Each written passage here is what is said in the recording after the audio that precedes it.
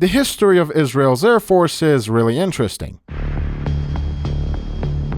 and deserves a video on its own. However, I will only give you the information on the Kfir Canard. During the Arab-Israeli War, the Neshers actually did perform quite nice. However, the Israelis knew that you could only push an aircraft to a certain limit, and after that, it will be pretty much outdated. Since the surrounding nations were having an interest on buying the MiG-23s and more modern aircraft instead of the MiG-21s and the age-old MiG-19s. The introduction of Nesher and its development on the Israeli Air Force gave them a very good lesson about aircraft development and engineering in general. With the Arab-Israeli War of 1967, the French government cut ties with Israel. But on the other hand, Uncle Sam came in and seized the opportunity.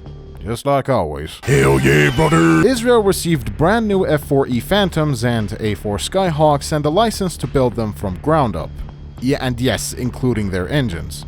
But what about we take Nesher and replace its old engine with the F-4 Phantom? After several design tweaks to the fuselage and some modifications to the cockpit and overall design of the aircraft, the Kfir was ready. However, the Israeli pilots complained that the Kfir could not maneuver as good as the Mirage 3. So the engineers added 2 tiny canards to it, and that's how the Kfir Canard was born. Fun fact, the Kfir Canard also served in the US Navy for quite a while, and you can actually look at the premium skin that the Kfir has. It is very much an interesting aspect of history, which I will cover up fairly soon. For now, let's get on with the armors and modules. Welcome to the Armor and Modular Protection Analysis, where we basically analyze the armors and modules inside of a vehicle. Today's aircraft is the Kfir Canard, or the F-21A. Now the first thing we need to take a look at is the crew. This aircraft only has one pilot. The crew has CCIP on all of its weapons, a gun radar, a somewhat functional radar warning receiver, which is pretty much the same as the F-4 Phantom, 36 countermeasures, with an interesting cockpit which we will definitely talk about later. This aircraft has 7 internal fuel tanks, 4 on the wings and 3 on the main fuselage, with a possibility to add an external fuel tank to the aircraft with these fuel presets. The fuel consumption on the Kfir Canard is really high, and I would highly recommend you to carry out the maximum fuel and even fuel tanks on some occasions, just in case. And all of this fuel consumption does actually compensate for the incredible engine that it has. And speaking of its engine, this aircraft has the General Electric J79-GE-17, similar engine to the F-4E Phantom and the F-104. This engine may not be that special on the F-4 Phantom or even the F-104, however, this engine does have some special characteristics on this aircraft that must be mentioned. First off, this engine has an amazing acceleration both in slow speeds and in high speeds. Despite consuming a lot of fuel, this aircraft does indeed have one of the wackiest high altitude accelerations in the entire game. Not the best, one of the wackiest. At the end, you have the oil cooling system, traction of the control surfaces, and spars. Now let's get on with its armaments.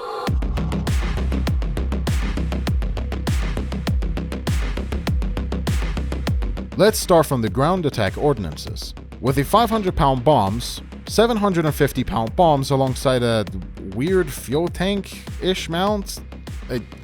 I swear to God, I don't know what its use, and it's not even a fuel tank. Is it? I don't know, who cares? 1,000 and 2,000-pound bombs as well, and you have 16 Zuni Mark 32 rockets, and 76 FFAR Mighty Mouse rockets, and of course the 20mm Gal 4 guns. Once you install these 2 cannon pods, you will realize that the flight performance of the aircraft gets tampered down. And if you thought the 2 cannon pods on the A-10 was tweaking its flight performance, well, wait until you fire the cannon parts on this thing, dude. It pretty much nosedives the entire aircraft in general, and if you install it on one side of the aircraft, you will see a lot of funny things. Boy, oh boy. And of course you got the fuselage-mounted cannons, which are DEFAs that have a slower than usual velocity, but overall pack a punch once you learn how to aim them. Up next we have the air-to-air missiles, with the Shafrir 2, AIM-9D, and AIM-9G sidewinders installed on the outer wing pylons. And only 2 of them. God damn it, what? You have all this wing surface, why not just add more? And if you don't, why don't you just add on top? Look how many sidewinders I can put in here. Jesus. We're going off tangent here again. Now let's start with the AIM-9D sidewinder. The AIM-9D has decent acceleration, has 18 Gs of pull, and in general feels like a decent missile. However, it only has a cage seeker, which makes things a little bit more limited than usual. This missile does actually work, however, I would highly recommend you to pick up the other two variants of missiles based off of your taste. In parentheses, even though the AIM-9G does actually feel better, but hey ho. Introducing the Shafrir 2 air-to-air missile. This missile is pretty much identical to the AIM-9D, however, it does actually have some major differences. For one, you don't have the cage seeker anymore. Instead, you have a bigger uncaged seeker head which allows you to lead your targets properly, unlike the AIM-9D. However, the missile's mobility feels a little bit off at the beginning, but compared to the next missile, it actually turns better once you launch it. And for some reason, the Shafrir 2 eats flares like it's free candy. Divine. Refund your aircraft, you son of a... And I almost forgot, the explosive mass itself hits hard like a truck. Up next is going to be the AIM-9G Sidewinder. The AIM-9G has pretty much the same GPO as the other missiles, has low acceleration at the beginning, and once you launch it, it really doesn't turn that well. But don't get fooled by it. Once it got the speed and reached its proper acceleration, watch this thing turn like a smooth criminal. Oh my god, my flashlight was on all. The flare resistance and range on this thing is even better compared to the other missiles, which pretty much allows you to launch it comfortably at 3 to 2.5 kilometers of range with decent acceleration of your aircraft. However, as I said, you really can't use it at shorter ranges unless you give it an extreme amount of lead. Now, it depends on you on which one you would like to use. Would you rather have the AIM-9G for better flare resistance, nice range and speed, and overall banger of an uncaged seeker, or would you rather have the Shafrir 2? With better explosive mass, start acceleration and turn, but limited range? I personally like to choose the AIM-9G because I really do use it quite a lot, but if you also like the Shafrir 2, feel free to use it. But overall, yeah, try them out and see which one is better for you. We are the cult of AIM-9G. Fuck Shafrir 2. Now let's have a look at the flight performance.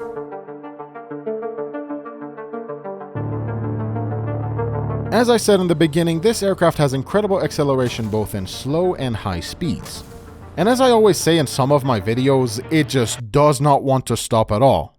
You have to stop it. The engine acceleration is very, very nice, to the point that once you reach the higher speeds, you pretty much have to monitor your speed to not rip your wings. Now, if you thought this was amazing, wait until you see the Kfir C7. It's a bigger brother pretty much, and oh my, if that thing is even better. The maximum speed of this aircraft is 1460 kilometers per hour. If you go above that, you will pretty much rip your wings hard. This thing turns really well at high speeds, and it can actually maintain its speed quite well, unlike your stereotypical Delta Wing.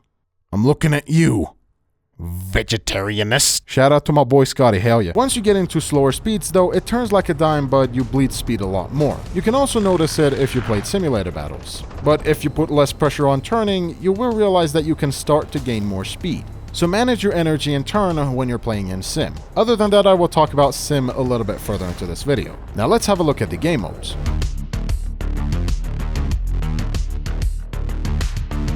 When it comes to the air realistic battles, this aircraft does the job quite right. It may not be the best when it comes to the armaments and not having radar missiles or, you know, only having 2 missiles. God damn it. However, you can play this thing in any way you like. This aircraft does have plenty of ground ordnance options for you to pick. If you want to destroy bases or ground units, the rockets and bombs can be enough. However, the potential of this aircraft at air-to-air combat might actually be ruined by it, and again, it depends on you. Would you rather to be a player that does ground attack first, then air-to-air combat second, or would you rather have air-to-air combat first, or ground attack second? At the end of the day, the Kfir Canard does the job for you, and it does not really disappoint when it comes to its flight performance. Well, maybe compared to the other aircrafts at its own BR, 2 missiles might not be enough. But you have to focus more on when it is the best time to launch the missile in order to get the maximum probability of a kill. The Kfir Canard may not be the best at carrying armaments like, for example, all aspect missiles or guided munitions, but at the end of the day, it gets the job done. And even for ground RB, this thing can be a decent close-range cast using its bombs or, you know, for bombing the Hamas, I see. Oh yeah, Hamas. Why do I feel like they're going to arrest me for this job? Although when it comes to simulator battles, this thing will pretty much becomes a war machine. Oh, I promise this is going to be the last music reference of the fucking thing. Jesus Christ. But yeah, let's go and have a look at the air sim.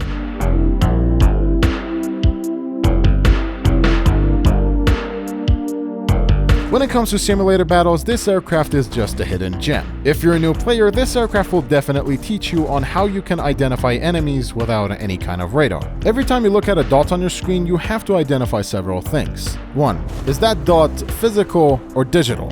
Because, you know, sometimes the dirt can actually be there. And of course, what type of aircraft it is. Usually when you're playing an air sim and are familiar with aircraft silhouettes or aircraft in general, you can pretty much recognize an aircraft with ease. After you recognize the aircraft, which in our case is a MiG-21, press tab and have a look at the scoreboard. Check what other nations have that aircraft, and what nations are playing with you or against you. For example, if I see a Delta Wing in front of me and if I press tab and see my enemies are only Germany, Japan, and USSR, I know for a fact that that Delta Wing is definitely a friendly. Because the only Doritos or just generally Delta Wings that I can pretty much find are Drakens, Kafirs, Mirages, and in worst case scenario, Atlas Cheetahs, which are they're not even in the game. The most complications you might get are the F4 Phantoms, the MiG-21s, and in some cases, from time to time, the Mirage F1s being mistaken by MiG-23s from the X. If you're still not sure if the guy in front of you is not the enemy, once you get closer, you can see the friendly name and the aircraft tag as well. And in worst case scenarios, you're going to see a blue or whatever color diamond on top of it. Once you see that diamond, that's a friendly AI plane. Do not shoot it down. Leave it alone. If none of that happened though, launch a missile and gun it down. Hell, even dogfight with it. The world is your oyster. I'm just living in it, dude. Remember, once you reach the slow speeds in the middle of a dogfight, do not allow the aircraft to reach 350 kilometers of speed. For the boys who use knots or miles, that's pretty much 190 to 250. If that happens, the flight model and SAS mode pretty much shits itself because you ran out of speed and now it's time to pull AOA. A bit too much AOA. As I said, maintain your turn just enough so you could gain speed. And man, I'm telling you, once you got further into the tech tree, the Kfir C7 will be a much more fun aircraft, comparing it to pretty much anything you can possibly imagine. Like, this aircraft also gives you so much better radar warning receiver, which you might as well call that a radar. 4 Python 3s, and of course, who can forget the special gameplay that I would like to call put on the shake at 100%, full afterburner, Eurobeat in the background, 50% of the time looking at the top left of the screen, watching that the speedometer does not go beyond 1460 kilometers per hour, and basically pretty much butchering the entire enemy team all on your own, and of course you got praised by it as well. Like, my god, what do you want more? Do you want this thing to suck your d as well? Like, my god, this is pretty much incredible. I just love this aircraft in general. But don't get me wrong, the Kfir Canard in itself is still a very good plane. But yeah, of course, let me know if you want me to make a video on the Kfir C7 as well. Oh yeah, and I almost forgot, the SAS mode on this thing is not really that great because it always constantly nosedives, even you having no armaments, let alone having bombs under your wings. And of course, the missiles are installed a little bit downwards, so if you want to lock anybody or just generally an enemy target, aim for somewhere around here. Once you lock it, Fox 2 and the rest is history. Watch out for friendly fires, your maximum wing rip speed, and your energy, and good luck on the battlefield. Eyes on the sky, engines ignite, rhythms of freedom taking flight, bright trails of light cut through the night, feel the pulse, electric and bright.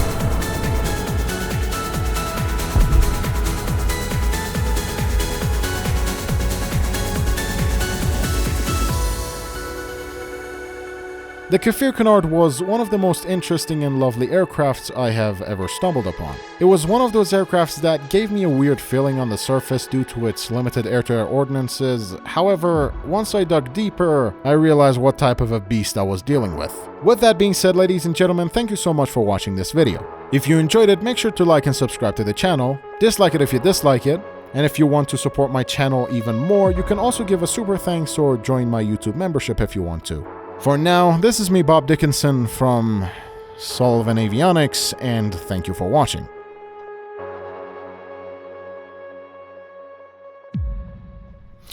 Alright, God, 45 minutes of recording.